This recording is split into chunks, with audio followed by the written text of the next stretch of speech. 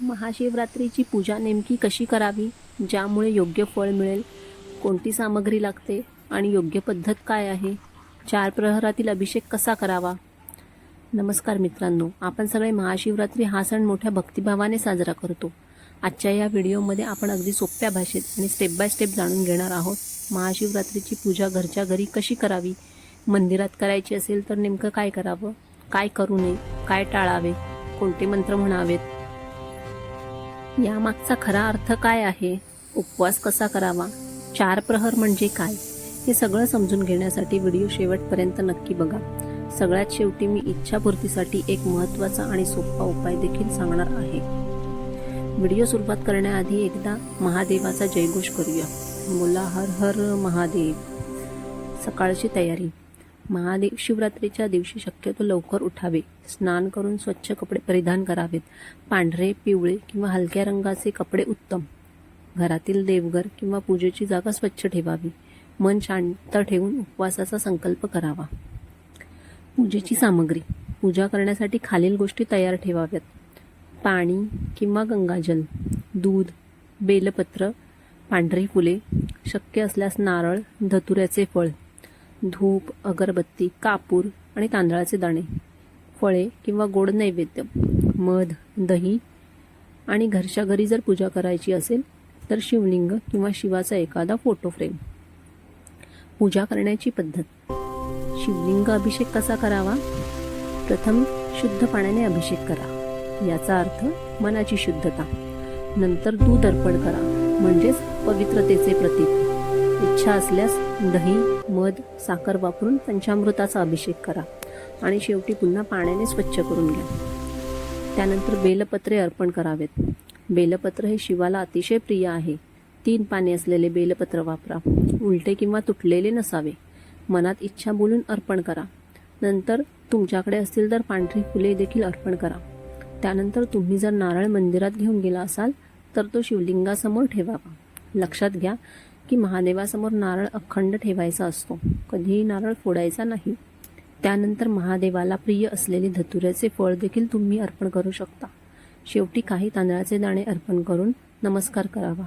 दिवा लावून ओवाळून बाजूला ठेवावा. कधीही महादेवाजवळ दिवा लावू नये. महादेवा हे रुद्र अवतारी असतात. तसेच विष प्राशन केल्यामुळे त्यांच्या जीवाची आग होत असते, त्यामुळे त्यांना कायम थंड ठेवणे हे आपले देखील कर्तव्य आहे. त्यामुळे दिवा ओवाळून झाल्यावर थोडा दूर ठेवावा. मंत्रजप. पूजेदरम्यान मंत्र म्हणणे खूप महत्त्वाचे आहे.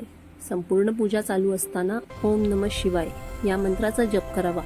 108 वेळा म्हणणे उत्तम. शक्य नसेल तर 11 किंवा 21 वेळा म्हटले तरी देखील चालते. हा मंत्र मन शांत करतो आणि सकारात्मक ऊर्जा वाढवतो.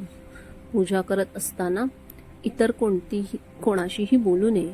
आपले मन पूर्णपणे महादेवासोबत एकरूप असणे खूप फायदेशीर ठरते. संध्याकाळची किंवा रात्रीची पूजा. महाशिवरात्रीची खरी महत्ता रात्रीच्या पूजेत आहे. शक्य असल्यास रात्री जागरण करा. भजन, स्तोत्र, मंत्र ऐका. 4 प्रहर पूजा आणि महाशिवरात्रीचे विशेष महत्त्व म्हणजे महाशिवरात्रीची रात्र ही 4 प्रहरांमध्ये विभागली जाते. प्रत्येक प्रहरात वेगवेगळा अभिषेक आणि मंत्रजप करण्याची परंपरा आहे. पहिला प्रहर हा साधारणतः संध्याकाळी 6 ते 9 वाजेपर्यंतचा असतो. यावेळेस पाण्याचा अभिषेक करावा, म्हणजेच मन आणि शरीराची शुद्धता. ओम नमः शिवाय हा मंत्राचा जप करावा. हा प्रहर नवीन सुरुवातीचा संकेत मानला जातो. दुसरा प्रहर हा रात्री 9 ते 12 वाजेपर्यंतचा असतो. यावेळेस दुधाचा अभिषेक केला जातो, म्हणजेच पवित्रता आणि शांतता. यावेळेस शिवस्तोत्र म्हणावे, कारण ही वेळ भक्ती अधिक गहिरी करण्याची असते. तिसरा प्रहर हा मध्यरात्री 12 ते 3 वाजेपर्यंतचा असतो. यावेळेस दही, मध किंवा पंचामृताचा अभिषेक करावा, म्हणजेच समृद्धी आणि आरोग्य.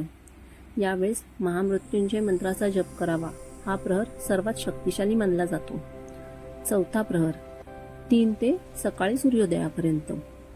यावेळेस पाणी, बेलपत्र आणि फुलं यांचा अभिषेक करावा, कारण आपण पूर्णपणे समर्पण आणि सकारात्मक ऊर्जा यावेळेस जास्त असते.